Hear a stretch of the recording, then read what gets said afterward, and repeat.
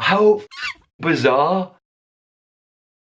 Hey world, welcome back to my channel. Thanks for joining me. If you're new around here, I would love it if you press the subscribe button, and if you're not, welcome back. How have you been? Alright, so for today's video, I put a poll on Twitter to see if this was something that you guys would be interested in hearing about, and an overwhelming majority of 75% wanted me to spill the tea. I actually don't have a cup of tea, but I do have this smoothie, so I'm going to spill it.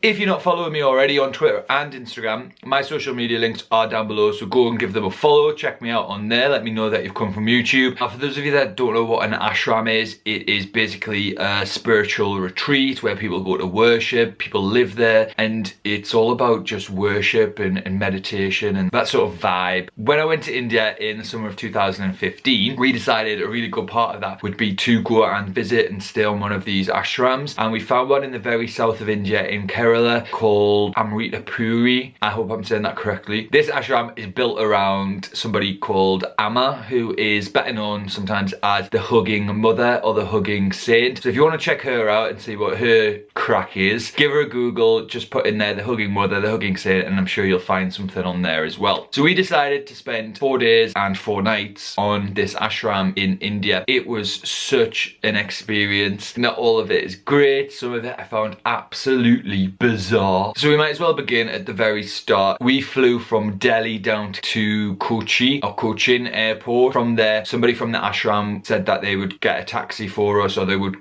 be somebody there basically to pick us up and take us to the ashram, because the ashram was then a 2-hour drive from that airport. Now there's a few other people on the flight who were also going to the ashram. We sort of met them while we were all waiting for the taxi to try and find the taxi, and the taxi came. They had all of our names, but one of the girls that we'd met from London, her name wasn't on the list, so the taxi driver wasn't actually going to take her in the taxi. We actually obviously didn't want to leave her by ourselves, so we sort of forced the taxi driver to take her. So we squashed her in. It was a 2-hour drive, so it wasn't the most pleasant of drives for them. I was sat in the front, so I was okay. I had a lot of room. When we got to the ashram, it was like 3 AM maybe, and obviously there wasn't a soul anywhere, so we actually didn't really know what to do. So we were at the sort of the reception, I guess. There was somebody sleeping behind there, so we woke him up and he just gave us 2 sets of keys to 2 rooms, and he said, girls, you go in this room, boys, you go in this room. So me and my brother went to our room, and then we left our cousin Katie with the 2 girls that we'd met, and she went and slept in a room with them, which was fine. So we went into the room, and it was a very basic room. First of all, the accommodation is almost like a tower block of rooms, so it looked like an apartment building, like a high-rise. It was really high. If you actually want to see where we stayed, I'll leave some links down below. There's a YouTube video which shows perfectly the ashram, and there's also the actual website for the ashram as well, so you can see it for yourselves. Yeah, so the room was really basic. There was just sort of thin mats, maybe like this thin, for you to sleep on, which was fine. Again, it was what we expected being there, and then just thin bed sheets as well as sort of for covers. Each room as well had a sort of a sink area, and also a separate little room with a toilet, and then there was like a shower over the toilet. We woke up in the morning and we managed to find Katie. We got checked into the ashram. The ashram usually, like I said before, it sleeps or dorms people separately due to gender. So men would sleep in a room, women would sleep in a room, and the only way men and women could sleep in the same room was if they were married, or if it was a father and daughter, or a mother and a son. So we told the ashram that Katie was our sister. This was something we'd been doing all throughout India though, because what we found was the word cousin tended to get lost in translation. So we would say, oh, she's our cousin, and nobody would really understand what that meant. So in the end, we just sort of said, she's our sister. Me, Katie and Andrew did end up sharing a room for the remainder of our time at the ashram,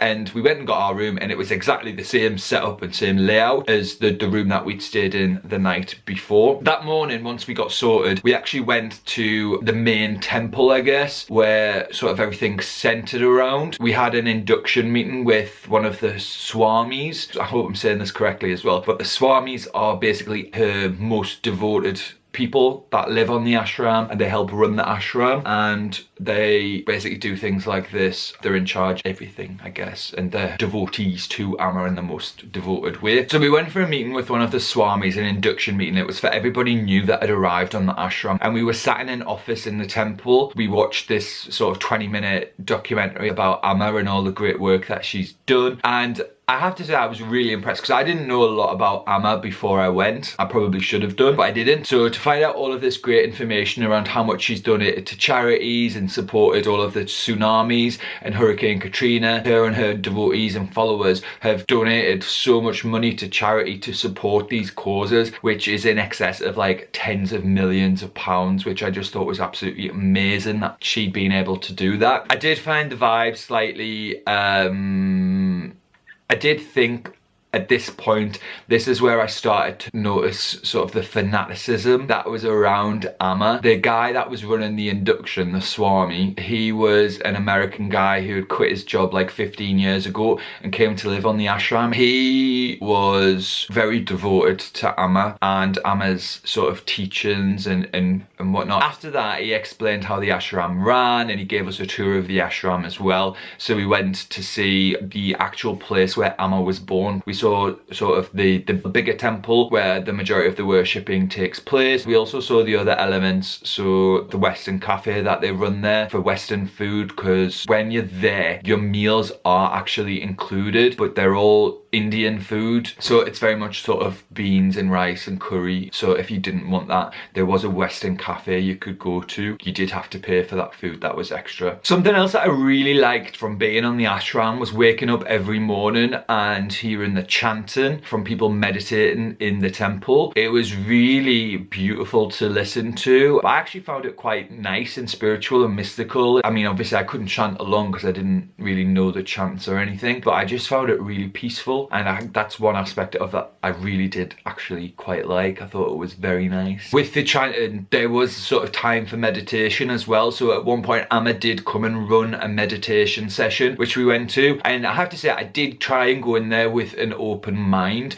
and I did try my best to adapt to the way of an ashram. However, I did really struggle with it. Amma did run a meditation session that we went to, and we really got involved with it, and like I said, I was honestly there with an open mind, trying my very best to get into it and to really fully experience, because I think as well that's a lot what traveling is all about, is experiencing these different ways of life. So I really wanted to get into it and travel and experience it to its full. However, there were certain things that happened that I just think is absolutely bizarre, and again, virgin fanatical, that actually ruined the experience a lot for me. I mentioned the Swamis before, who are Amma's most devoted followers, who are in her inner circle in the ashram, and they actually started to ruin the experience because of their fanaticism. We were speaking to one of the girls in the Western cafe who was working in the Western cafe, and she'd said she'd lived on the ashram for 7 or 8 years. I sort of said, oh, do you not miss your family?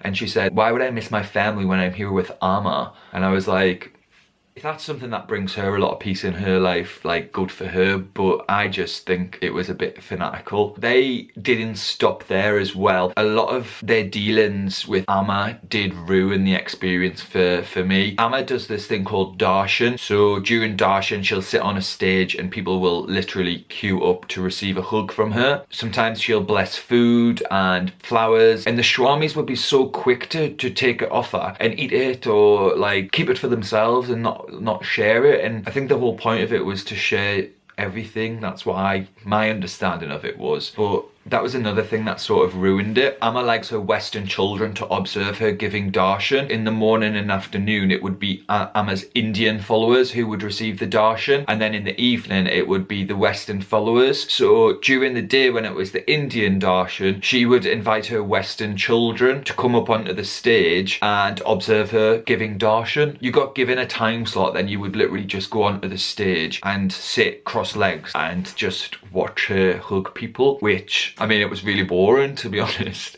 I don't know, I like I said, I just tried to go in with an open mind, but I just found it so frustrating, because again, the Swamis were in so control of everything. So after my time slot was up, I went back off the stage and we went around. But anyway, we went back and we got into the queue to receive our darshan, and what we'd heard was if you took things, Amma would bless them. So I actually bought some wooden beads from the gift shop, because there is a gift shop in the ashram. So I bought some wooden beads and we queued for literally hours, and it was one of those queues where sort of once you're in the queue you can't really get out of it. So we were in the queue for absolutely hours, and then all of a sudden we got to the front and it was our turn to be to be hugged, and it was like literally a military operation. The Swamis were just sort of all over it, and actually they were a little bit aggressive and a little bit pushy, I thought, well, especially with me, because when I got to the front, when I was in front of Amma, they sort of pushed me down onto my knees, and I was like that, and because I was wearing those hippie pants, one of my feet got caught on the other bit. It actually like ripped as I went down to hug her. So one, that was really embarrassing, and two, they shouldn't have pushed me down onto the floor. And then once I was pushed down onto my knees, another one like pushed me forward onto her to receive my darshan. So I was at like this really awkward angle of like, my hand was either side of her because you weren't allowed to touch her. So my hand was either side of her, and I was like pushed, and I was like, my head was like at this bit here. So it was in between her boobs, but like not high enough for it to be like a normal. It was very, very weird. And I'd given the Swami my bracelet and said, get Amma to bless this. And then she whispered in my ear, and then shoved the bracelet onto my wrist, and then before I knew it, the Swamis had like lifted me up and pushed me off to get off the stage for the next person to come in. And I just was like, what the was that? Luckily, when I got off the stage and I spoke to my brother and my cousin as well, we were all just like, what the actual has just happened? And I think up until then, there's sort of been elements that we were willing to overlook around the fanaticism because it was part of the experience and we were still experiencing it fully. But when we received darshan on our final night, it was the straw that broke the camel's back, and we were like, this is weird. And I just, still looking back, I'm like, how bizarre. Like, it was insane. They are so fanatical and protective about Amma that they are willing to push other people away so they can remain in their inner circle of Amma. And I just feel like, what the heck? So that was the final night. So on the next morning, we got up. We had a taxi waiting for us because we were going to Aleppo because we were getting on a houseboat, which